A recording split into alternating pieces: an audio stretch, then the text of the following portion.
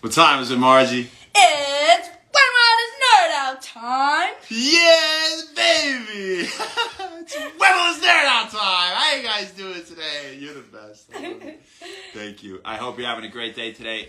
What I want to talk about today is how to get your dog to stop licking you when you're doing something important. No, I want to talk about how to never plateau in exercise because, often we change up the muscle groups that we're working out. You hit chest and back, you hit bis and tris one day, you do this and that, and we have our routines and we say Monday I do this, Tuesday I do that, Wednesday I do cardio, this and that. You can keep the same type of routine for a few weeks if you want to. But let me tell you something that will just change the game for you, all right? Here's what you're going to do. You're going to do that 1 week. The next week, you totally change. You can do the same muscle groups if you want, but you're going to do them in a different way. You squatted last week in the squat rack. You did 5 heavy sets, and then you did a drop set of 10 sets. Next week, you're going to go. You want to squat again? Sure. What you're going to do this time? Tabata timer.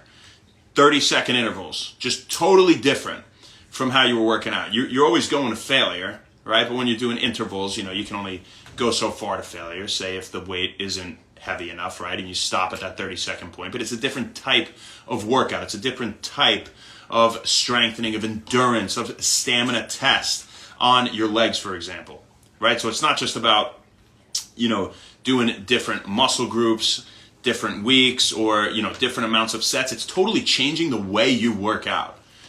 All the time, going back and forth. One day you go in, you do 30 sets of biceps.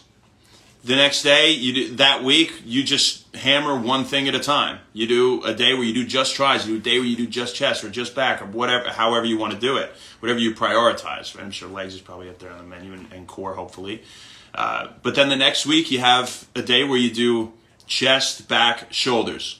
Then you have another day that you just do arms. Later, you have a day you do legs, right? So you can have standard amounts of sets that you go for, say 30 sets, at least that's what we say at When Wellness, for those of you who are avid lifters, getting 30 good sets into failure per day is pretty good.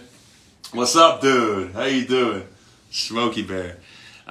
But don't be afraid to go in there one day and especially if you think it's hard to get there that day and you're like, I don't want to be here for an hour and a half. Well, have some happiness knowing that you can get in and out in 22 minutes, for example. If you do like the leg circuit that we posted here, one day at When Wellness, and all of a sudden you're in and out in 22 minutes, your legs are even more sore than they were last week. Why?